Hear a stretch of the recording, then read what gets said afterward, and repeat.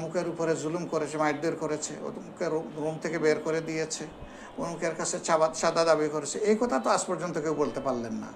শুধু বলতেছেন যে তারা তাদের পরিচয় দেয়নি, পরিচয় দেওয়ার পরিস্থিতি তাদের ছিল। দেখেন, তারা কৌশল করেছে বলতে দেশটা স্বাধীন হয়েছে এবং তারা কন্ট্রিবিউট করতে পেরেছে। এখন বলা হচ্ছে এটা স্বাধীনতা।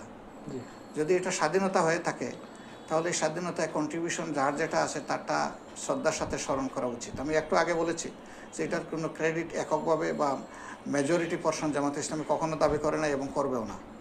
জনগণ বিচার করবে কার কি ছিল না ছিল। জনগণ তো অন্ধ না, জনগণের চোখ খোলা।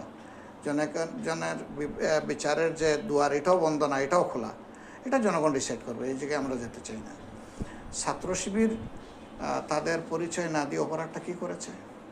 যদি ছাত্র শিবির পরিচয় গোপন করে কোনো অপকর্ম করে, কেউ যদি কোনো অপকর্মের সাথে জড়িত থাকে, তার বিরুদ্ধে চার্জ আনেন, অভিযোগ আনেন যে অমুকের মেয়ের ইজ্জত নষ্ট করেছে বিশ্ববিদ্যালয় আঙ্গিনায়, অথবা অমুকের উপরে জুলুম করেছে, মারধর করেছে, অমুকে রুম থেকে বের করে দিয়েছে, অমুকের কাছে চাঁদা দাবি করেছে। এই কথা তো আজ পর্যন্ত কেউ বলতে পারলেন না।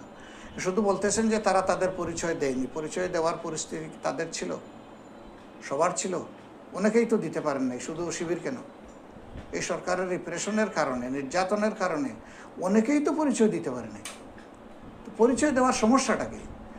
তারা কি তাইলে এখানে বুকে একটা সাইনবোর্ড লাগাইয়া তাদের এই মানে এই বিপ্লবে বা আন্দোলনে আসা দরকার ছিল যে আমি শিবির? অন্য কেউ এসেছে এইরকম? তো অন্য কেউ যদি না এসে থাকে তো তাদের ক্ষেত্রে শুধু এই প্রশ্ন উঠে কেন? এটা পারপাসফুল। আর আপনি একটা ছাত্র সংগঠনের ভাইদের কথা বলেছেন, তাদের বক্তব্য আপনার যেমন লেগেছে, আপনি যেমন বিবেচনায় নিচ্ছেন, দেশের মানুষও বিবেচনায় নেবে, তরুণ ছাত্র সমাজও বিবেচনায় নেবে। সেই ব্যাপারে আমার কোনো মন্তব্য করার দরকার নাই। তবে আমি শুধু বলবো যে দায়িত্বশীলতার জায়গা থেকে আমার এবং সবার খুবই দায়িত্বশীল হওয়া উচিত। এর সাথে একটু সংযুক্ত প্রশ্ন যে আমরা যে বর্তমান অবস্থা দেখছি, সরকারের পতন বলি, 5ই আগস্টের পরের সরকারের ব্যবস্থা বলি, এটা জামায়াত শিবিরের আন্দোলনের ফসল।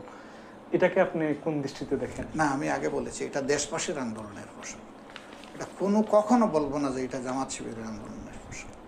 গোটা দেশবাসী এখানে সম্পৃক্ত। এত মানুষ কি জামাত শিবিরে আছে নাকি? আমার তো ধারণা যে মিনিমাম 5 থেকে 7 কোটি মানুষ রাস্তায় নেমেছে। আমাদের এত মানুষ হইলে তো আলহামদুলিল্লাহ আমরা মানে আল্লাহর দরবারে শুকরিয়া আদায় করতে একবারে সেজদায় স্থায়ীভাবে পড়ে যেতাম। কিন্তু বলা তো হচ্ছে যে 159 জন সমন্বয়কদের মধ্যে 108 জন সমন্বয়ক। এইটা ফেসবুকে যারা লিখেছে তারা কোন দৃষ্টিকোণ থেকে লিখেছে তারা ভালো জানে এটা কতটুকু সত্য, কতটুকু সত্য নির্ভর নয়। আমি এই ব্যাপারে কোনো মন্তব্য করব না, কারণ আমার কাছে এই ধরনের কোনো ডাটা নেই। আচ্ছা।